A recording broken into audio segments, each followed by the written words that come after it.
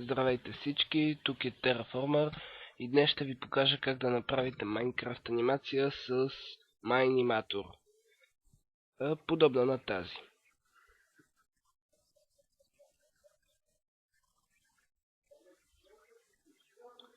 Предполагам ви е харесала, все пак е импровизация. Така както казвах, тя е набързо импровизирана и направена. Значи, това е вашата времева лента. За да добавите каквото и да е, натискате ето тук Add Character. Ако искате да е нещо друго, ето ви го листа. Cave Spider. Тук има всичко. Прилепи. Значи, за да промените скина, кликате на скин и избирате Browse и посочвате където сте свалили скина. Отделно има няколко вградени скина в директорията, където сте свалили MyAnimator. Ето ги. Така, аз няма да избирам някой от тези, защото искам да оставя скина на Стив. Иначе ето така се сменя. Аз да върнете обикновения скин, кликате на Default. Значи, за да движите камерата, в момента точно както и аз, използвате WASD и десен бутон на мишката. Значи, за да накарате вашия герой да се движи, кликате долу някъде в таймлентата и избирате позиция и въртене. Така, за да накарате някой крайник да се движи, избирате отгоре крайника и една от линиите, която на вас ще ви бъде нужна. Аз искам примерно да накарам моят Стив да маха. И сега ще ви покажа как. Вие разбира се, може да направите какви ли не анимации. Така.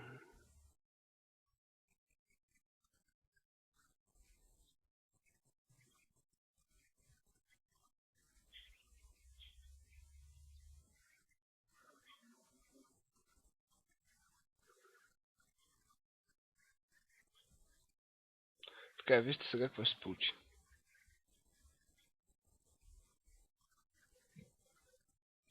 За да го направите по-бързо, отгоре на темпо, повишавате линията. А за да е по-бавно, и я сваляте на ляво. Аз ще го оставя на 20, но вие ако искате може да го направите и по-бързо. Така, значи, аз искам да добавя и един чест. Него може да намерите в Special Book. И ето го, за да го направите двоен, му давате модел Large Chest. Така, отново в таймлентата го посочваме. Ето тук. И го поставяме до Стив. Така, само секунда да си нагласа камерата.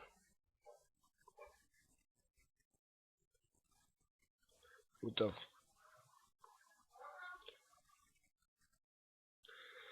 Така, след като доместихме честа, смятам да ви покажа как се използват светлините. Така, затваряме Library от тук и отваряме Background. Значи, от тук може да смените да е нощ или да е ден. Аз ще го оставя така. Ето тук. И сега наблюдавайте.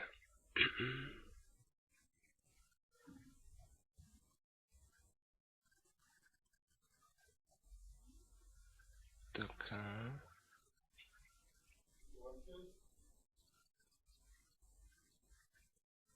Така. Аз смятам да оставя светлините така. И вижте какво се получи. Така. Сега, за да запишете вашето видео, отивате на Extract as a Movie и го избирате. Do you want to save animation first? No. Така сега избирате къде да го запазите. Аз ще му дам на десктопа.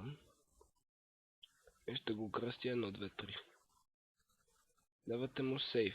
Сега. Тук от компресор избирате Microsoft Video One. Точно това, Microsoft Video One. Натискате на OK. И тук OK. И сега изчаквате тук. Не затваряйте MyAnimator, докато не се направи това изцяло. И сега ви пита, искате ли да отворите AVI файла? Му давате да. Ето какво се получи. Благодаря ви, че гледахте. Довиждане.